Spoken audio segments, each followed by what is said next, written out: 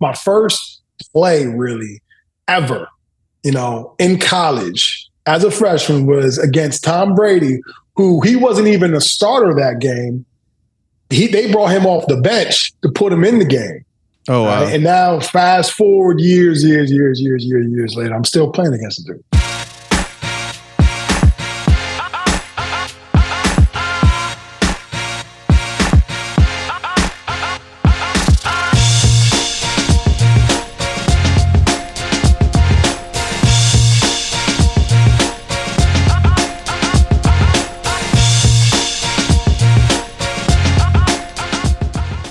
What's going on? It's Keyshawn, and welcome to my show, Undisputed Presents All Facts and No Breaks. Joining me today is a 7-time Pro Bowler, Super Bowl champion, and 2024 Hall of Fame inductee, former Indianapolis Colts, Dwight Freeney. What's up, D-Friend? Oh, man, nothing much. How you guys doing over there? Good, man. Good. My son, Keyshawn Johnson Jr. will be joining us as well. So I just want to say, let's start off by saying congratulations on that Hall of Fame nod. That's big. Congratulations, man. And I appreciate it. Permanent smile. Permanent smile, Keyshawn. How you feel, man? How did you find out that you got the nod finally? I mean, obviously, the feeling, it's hard to describe other than just complete joy, surprise, regardless of how and what kind of career you had. You know, at some point it's going to happen. You hope and you pray, but when that moment actually happens, you are overwhelmed with emotion. The way I found out that they know where to find me. I'd be on that golf course. I'm on that golf course often. So Coach Dungy, when I was walking into the clubhouse, which I never go to the clubhouse, I always go straight to my golf cart, straight to go hitting some balls. Coach Dungy's sitting there looking at me, man, telling me, hey, you're going to be in the 2024 class of the Hall of Fame. Cool. And I had a conversation with Peyton Manning not too long after that. And he told me, when you find out that you're going in, for him, that was the moment that he remembers after all that happened after that. The enshrinement, all the gold jacket dinner. He said the moment you found out for the first time, for him, was the most monumental time. And for me, honestly, time kind of stood still in that moment. And there's only a few moments, your firstborn child, maybe. And this moment for me was, look, I was kind of speechless. I said, I can't believe this is happening. The Colts' presence continue to grow in Canton. You got Peyton Manning, you got Edgerrin James, yourself, Bill Polian, Coach Tony Dungy, Marvin Harrison. But where's Reggie Wayne at, man? Like, come on now. Enough's enough already, wouldn't you say? Man, who are you telling? I mean, Reggie was an animal out there, and people don't understand it, and I get why. They're trying to keep him out, I guess. It's because Marvin was so great, and obviously Peyton was so great. I don't know if they're tired of having greatness out there, or he's living in the shadow of Marvin somehow. But when Marvin left, they all knew who the guy was to stop, and they couldn't stop Reggie. He was still getting double teamed, and he still was putting up tremendous, crazy numbers. Carrying that offense. For years. So, I mean, I know it's going to happen. I don't know what they waiting for. Yeah. So your journey began in Bloomfield, Connecticut. You were a multi-sport athlete, right? You played a little bit of football, basketball, soccer, baseball. Yeah. What drew you to just sticking with football? Well, to be honest, Key, it's kind of just how it all worked itself out. I played all sports. I was soccer, baseball, basketball, obviously football. I was in bowling leagues. I was doing all types of stuff because for me, I loved sports in general. But the thing is, you never knew what was going to happen. I didn't know. I wanted to be like Bo Jackson. I wanted to play baseball, basketball, football. I wanted to play all the sports if it was possible. I wanted to be the first athlete to do it. Obviously, from a scheduling standpoint, it's pretty much impossible to play 3 sports. But that was my dream as a child. All right. Now, I do believe it's important for kids today to kind of go out and do everything. You don't know kind of how it's all going to shake itself out. Obviously, you're not going to have 6'1" power forwards in basketball. So that was a wrap for me. I didn't have a jump shot like that. I was fouling, hacking people, playing defense. So that wasn't going to happen, right? Baseball, I was a center fielder, played some first base, but my arm gave out. My pops was my pitching coach, or my pitching was my head coach. So he had me on the mound like I was, Dwight Gooden or something like that, throwing fastballs. My arm couldn't take it. So that kind of went to the wayside. So really, football ended up being, the journey and the angle, obviously, for me to where I could succeed and be, my best. But it wasn't, if you asked me when I was in high school, I couldn't tell you. Yeah, you talk about the journey. Certainly the journey through Syracuse led you to the pros where you dominated the Big East in college football. You were anonymous All-American, Big East Defensive Player of the Year, 34 sacks, 17 sacks in your senior season, which is a school record. You hold Syracuse's single game record with 4.5 sacks on Virginia Tech's Michael Vick in 2000 at the time. You still are the number 1 in NC2A history in sacks per game, a little bit over 1.5 a game. You also were inducted into the College Football Hall of Fame a year ago. I'm still waiting. I don't know what they're waiting for. Well, I don't know. It's pretty wild, but there's certain rules. There's certain rules in college sports that you can't have too many guys from one school go in one class. So I think we a little bit log jammed over at USC.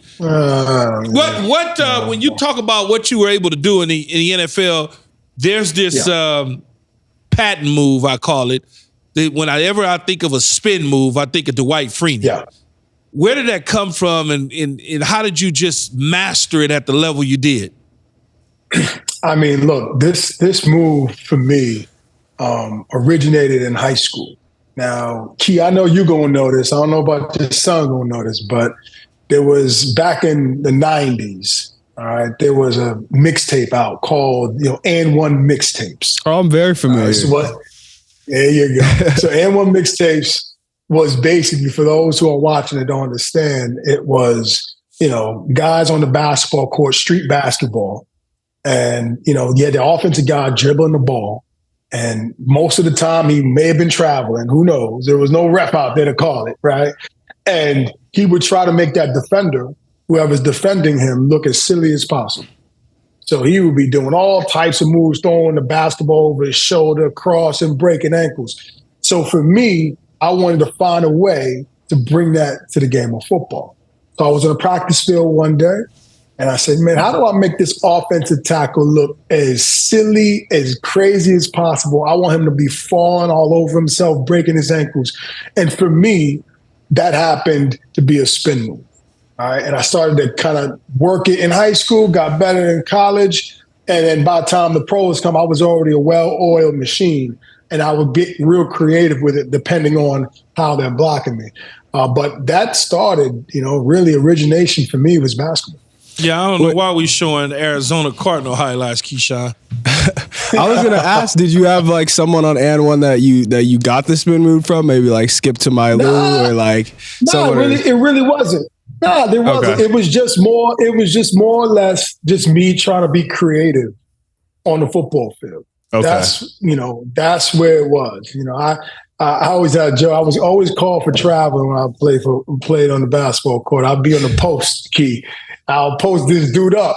I'll get the ball, and now here, drop step. Every time I do a drop step, the ref called traveling on me. Now, if you look at the drop step and how you turn in the drop step, that's kind of how you move when you're doing a spin move. Mm-hmm. So maybe it was just meant for me not to play basketball and you're taking that move to play football, right? How many times did you get caught though doing that spin move where you got hit in your chin? You know what, man? I honestly could probably count on my hand how many times that has happened. Yeah, and that's usually key. Is if they slide the protection to me, and that guard is sitting waiting for me. Yeah. All right, and that's happened a few times, but you learn real quick after your bell get knocked. You better know where that guard is, and you better know where the protection's coming, because you're gonna be knocked out seeing stars on that sideline. So I learned and picked up the right way to do it, right time to do it, etc. So you got drafted by the Colts in 2002 with the 11th pick in the first round. You were 6'1", 270 pounds. So you was like a little bowling ball, but small for a defensive end, defensive tackle, anywhere on the offensive line for the most part. Undersized, given the fact that they were bigger defensive ends. And there was a lot of noise. Oh, this guy's a shorter, stout guy. Maybe he's more of a nose, those sort of things. Mm-hmm. How did that affect you, if it did at all? Well, I always like to use kind of any type of negative criticism as fuel to the fire, as a chip in your shoulder, something to keep you motivated. All those days where you're just like, man, I'm not working out today. Or I'm not going to go. I'm not going to go and do that extra rep on the bench press, squat rack, whatever. You use those moments in those times where you just want to just say, stop, it's okay. You've done enough today. And I did that throughout my entire career. I've always said, Key, what do I need to be 6'5" for? I mean, I'm not blocking shots, grabbing rebounds out here. Listen, I start at point A, I got to get to point B. That's it. That's it. And there's somebody in front of me. I have natural leverage. I'm already lower than you. So for me, it was better for me to be the stature I was. Now, I wasn't small from a weight perspective, really. I was just, I guess, not tall enough. So they wanted me to knock down passes or something. But listen, if I'm knocking down passes, I'm not doing my job because I'm not on top of the court. Yeah, it says usually big. Like, what was the normal size for a DN like in that era? Because 270 sounds.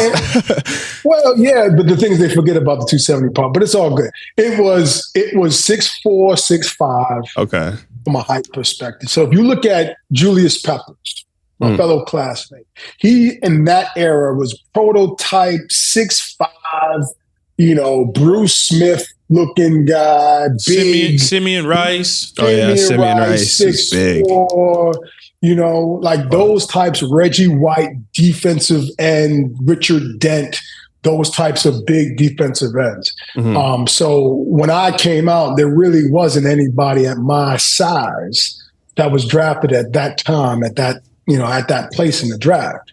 If we were drafted, we would be a tweener, outside linebacker, maybe third down specialist per se. But, we weren't really drafted guys at, I guess, my height stature. Man, JP was, you talk about size-wise, he was a different animal. Peppers? I played with him in Carolina. Oh, yeah. Obviously, I played against him. And the first time I played against him, I'm like, what the fuck is this? This dude look different. Big old just head this big, just hands big. Like everything about him was just big. Wasn't nothing small about him at all. He just nothing. Huge. Nothing. Just dominant force. You can't do nothing with him. So you played 11 seasons with the Colts, 16 total. I don't want to look at no more Atlanta Falcon film and Arizona Cardinal film. I don't want to look at them days. I just want to see. I want to see the Colts. But you went on to help them win their Super Bowl 41 in 2007. What was that feeling like to finally get a championship delivered to Indy? Oh man, it's one of those feelings that you dream about, and for you to achieve it, it's literally one of the best feelings you've ever felt, because you're not just doing this by yourself, right? You're doing it with everybody else with you, that bled with you, that sacrificed with you, that grinded with you. The city is on fire. Everybody's so excited. And that energy is something that, for the rest of my life, I'm going to remember and feel remnants of that feeling. it was awesome, Key. It was awesome, man. They can never take that away, right? So in the end, whatever happens, I lost 2 more. I don't like to talk about it, but I do have the one that I have, and that one is going to carry me. Wait, what did you lose 2 at?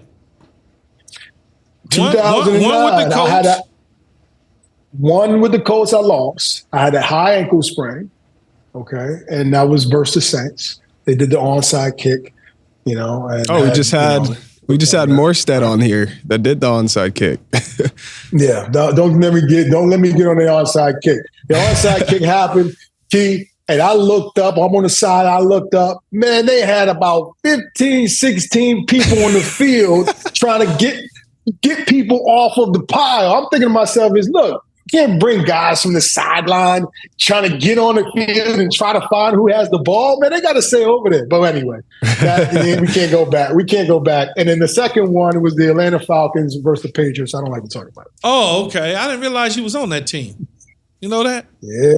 No, I didn't realize. On that team. No, I didn't. I knew you was in Atlanta. I was on that team. I just didn't realize. I was on that team, Key. Wow. Yeah, that probably wasn't a good feeling because you probably thought, man, we get didn't ready we to all, celebrate. Man, didn't we all? Key. All we had to do, Key, is run the ball and kick a field goal. That's all I know. Yeah. But I don't like to talk about it. Your sidekick, Robert Mathis, you and Robert probably formed at that time two of the best as far as a duel goes in the history of the National Football League. Do you still keep in contact with Rob? Yeah, Rob is doing good, man. He's doing good. He's he deserves to be where I am. And when I love talking about Rob because Rob was an undersized guy like me, and he went out there and played every play like his hair was on fire. And I loved it. And, there's one stat that people do not take seriously enough and don't give enough credit is forced fumbles. What people don't realize is a forced fumble is equivalent to an interception. And it might even be more important because of the fact that usually when you recover the ball as a defensive lineman, it's behind the line of scrimmage, which gives you even better field position. Mm-hmm. All right. Robert has led the NFL's history in forced fumbles, getting the ball back. All right. But if you led the league in the history of the game in interceptions, you would probably be already in the Hall of Fame, first ballot. But people don't give that enough credit. People don't talk about it enough. I think he was just awesome at what he did. When you look at today's game and all the rule changes and some of the things that go against the defensive side of the ball, how much harder would it be for you to play in today's game the way things are? Not that the rules have changed so drastically from 5 or 6 or 7 years ago, but they have changed. How would it be? How much difficult would it be for you to be able to do some of the things that you're capable of doing? Well, Key, I would still do the things. I would just get fined. I would be fine. That's all I can say, because the problem is, I understand what the NFL is trying to do. Okay, I get it. Trying to make the game safer, and I appreciate that. But that being said, this is a violent game. It's a game of controlled violence, and there's violence in every position. And there's a guy for a defensive lineman. There's another guy across that's 350 pounds as an offensive lineman. He does not want me to beat him. As an undersized guy trying to make a move around someone who is 6'7", 6'6", 350 pounds, I got to use everything I got, okay? I got to use my momentum, my speed, my acceleration, everything. When I beat that offensive tackle, Key, and I'm coming around the corner, it isn't like I can just slow down. Right. You really can't, because it ain't like he's just, after you beat him, he's looking at you. Okay, well, I got beat. All right, hey, watch out, quarterback, you about to get hit. He's out there trying to push me to get me off of my path to the quarterback. He's not just giving up. So I have to accelerate through the turn. And as I accelerate through the turn, there's a quarterback sitting back there. It isn't like he wants to get hit either. All right? He's not sitting there saying, oh, here comes Freeney. Okay, go ahead and sack me. Go ahead. Just go ahead and do it. He doesn't want to get hit. So not only do I got to beat my offensive tackle going full speed, now I got to get to that quarterback who doesn't want to get hit, and I still have all my momentum with me. How am I supposed to control that at all times and be able to now tackle him, quote unquote, properly? It's not easy. It's not an easy thing. All right. And people who've played the position can tell you the same. It's not an easy thing. So basically, it just comes down to, Key, is if that ref wants to call that call on this particular play. Mm-hmm. Because every play, there is somewhat of a collision. There's somewhat of the weight being put on the quarterback. There is some of the slamming him down. But at what level, at what point is it too much? All right. So I think it should be honestly a reviewable call where, because it's so monumental. Reviewable and looking at intent. Did you intend to hurt him? Did you intend to slam him down, etc.? That's just what it is. But I would just get a whole bunch of fines. That's all I know. Because I just have to play the same way I always play. Right. All right. And that's just how I play. I play hard, and I got to get the quarterback down for my defense, my team, my city, etc. What's the I never got an opportunity to catch you slipping from the side on a crackback. I got many defensive ends, but I never got to get Dwight Freeney. What's the best tackle you ever went up against? Jonathan Ogden. Jonathan Ogden by far, I would say, because I was lucky enough and unlucky enough, and however you want to look at it, is to play in the golden era of offensive tackle.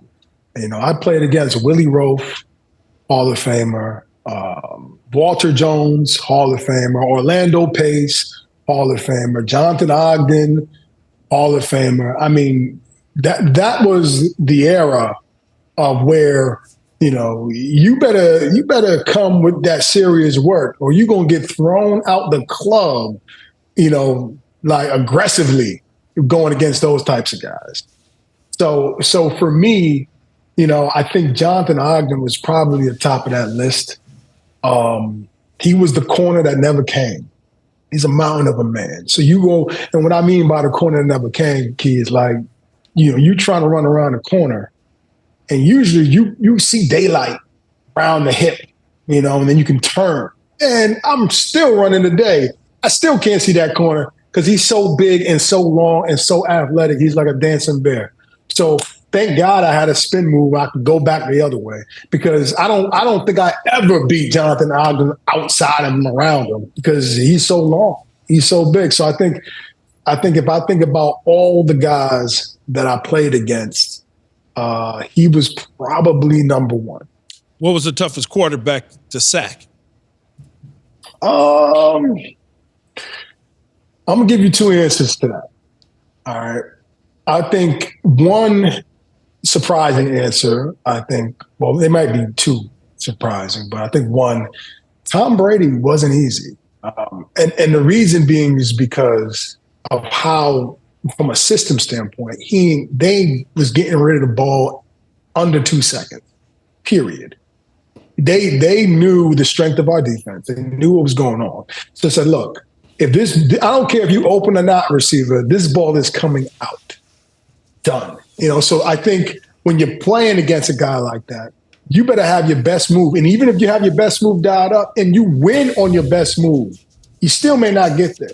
And that becomes very frustrating as a rusher because you understand is that this ball will not be on this man's hand because he does not want to get sacked. I think he's probably, one of the most underrated from that standpoint. People don't talk about it enough. And I think Steve McNair. Eric McNair, he was country strong. And I would come around that corner and I would hit him. And I swear I felt like he hit me back. I mean, he is like hitting a wall. All right. And the thing is about him is he's also mobile. So he can also just be elusive, make you miss. So when you're trying to go and try to tackle that quarterback, you got to figure out what you're going to do, because you can go ahead and try to hit him as hard as you possibly can, but he can make you miss. So if you then say, okay, you know what? Let me not go as hard as I can and just try to wrap him up, then he's going to throw you off. I think Steve is a beast, man. Is there any quarterback that you would have loved to sack that you look back and you said, man, I wish I could get my motherfucking hands on him, and you just couldn't? Oh, man. You know what? I wanted Brett Favre was one. I only played him once. He was with the Vikings at the time. And I just never got an opportunity to get him. You know, he was just one guy on that list where I'm like, you know what, it'd be good to add Brett Favre to the list of quarterbacks that I've gotten. And I think I gave him a knee or something like that when I ran by him. I can't even remember. It was some type of glancing blow. But he was another guy who ain't want to get sacked. But that, you know how it is. You start getting older, you don't want to get touched. You don't want your body to get hurt, period. You want to get on to the next. So as soon as I played him, that ball was gone, man, in 1.5 seconds. When you were off the Colts, you didn't want to sack Peyton? I mean, that's a constant. Obviously, I mean, that is, you know, look, when you in practice, you get yelled at and screamed at if you within 5 yards of the man. You know, Robert Matthews, you know, he sent me a picture, I guess, when he played against him when he was at Denver. And it's the greatest picture in the world. Peyton getting killed by by Robert, and his face is all twisted up, and it was awesome. But you know, that's kind of like one of those things where, you know, we love you, Peyton, but you know, never got an opportunity to hit you. But Robert finally did. But it is what it is. Well, speaking of Peyton, I heard he used to DJ on the Colts team playing after wins. Is that true? Playing what? Country music? That's what I was going to ask. What type of music was he playing? I'll be honest with you. If he was DJing, I ain't hear it. I brought my headphones in. Maybe he was in front of the plane. I didn't hear the music. I didn't hear it. So bringing up Tom Brady again, you faced Tom Brady numerous times over your career in the NFL, but you also played him in 1998 when Syracuse played Michigan. Let's watch that. Here's the fourth down. Again, as I said, trailing by 24. You need more than a field goal. Syracuse has answered everything so far defensively. They've got it. Brady's down.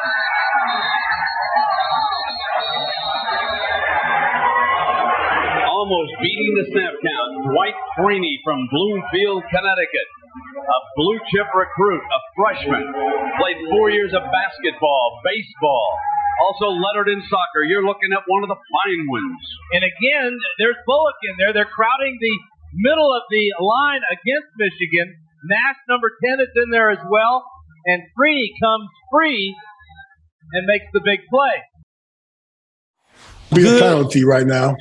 That'll be a penalty right now, by the way. That doesn't work here now, huh? Hey, Dwight, either y'all were good or Michigan was sorry as hell. It was 24-0, man. Dude, man, we put that hammer. We put the hammer on those boys, man. I don't know what got into it. I mean, we actually were good that year, though. Yeah, no, Syracuse used to be good. We were good that year. Do you remember that tackle, though? Was it an important tackle to you at all?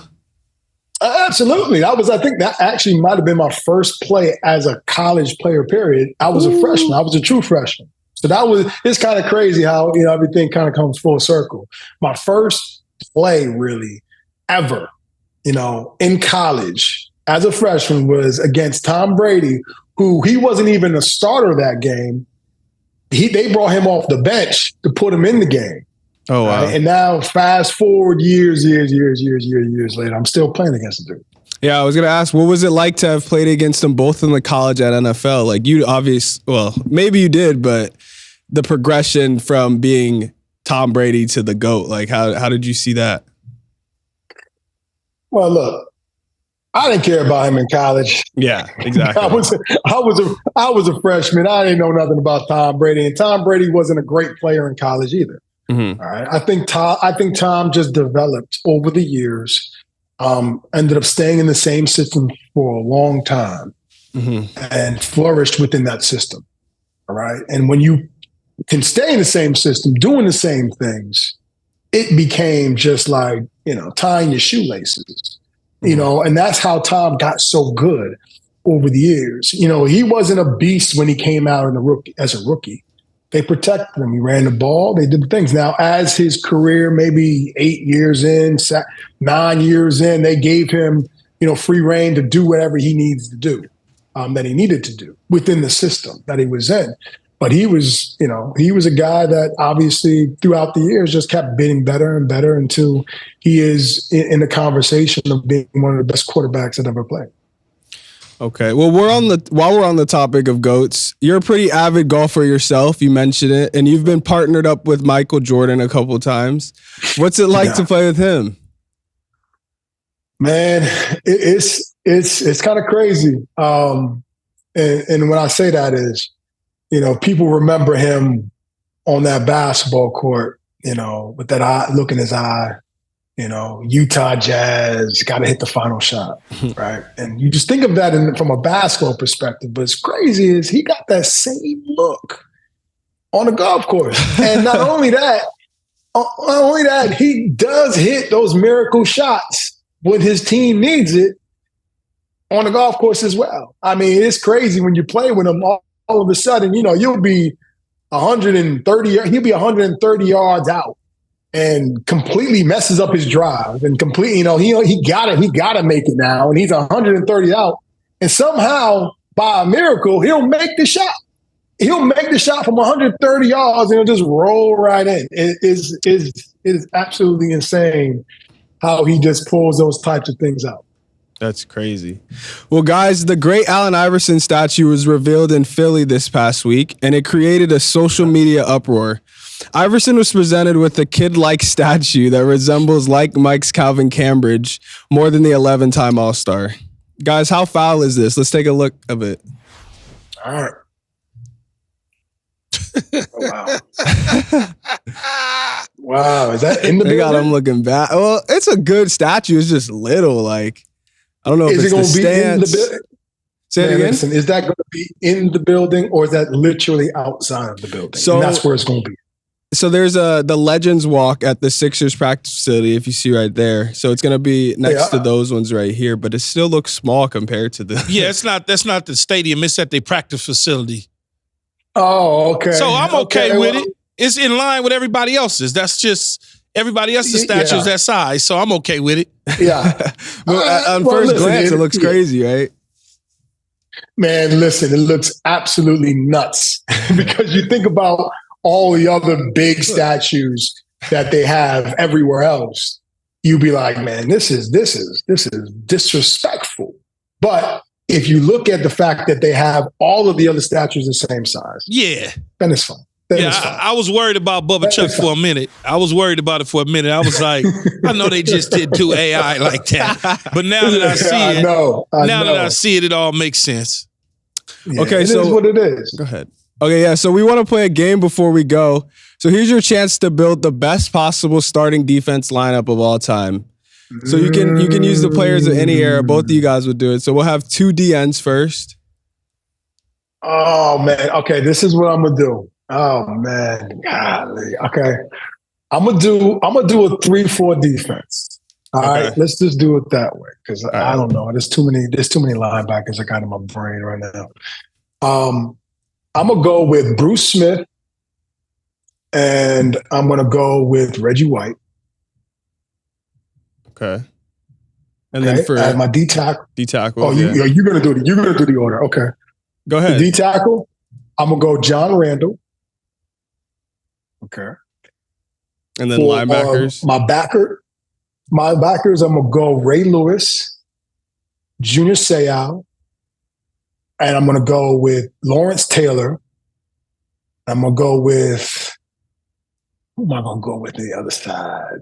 Oh man, Lawrence Taylor. I'm gonna go with. Ooh man, that's the tough part. I'm trying to figure out who I want to come off the other edge. Let's go to safeties. I'm gonna come back to that. Okay. Let's go to safeties. There's too many great players, man. There's too many great safeties. I'm gonna go Ronnie Lott. Mm-hmm. USC I'm legend. gonna go with Ed. I'm gonna go to Ed Reed. Okay. And then corners.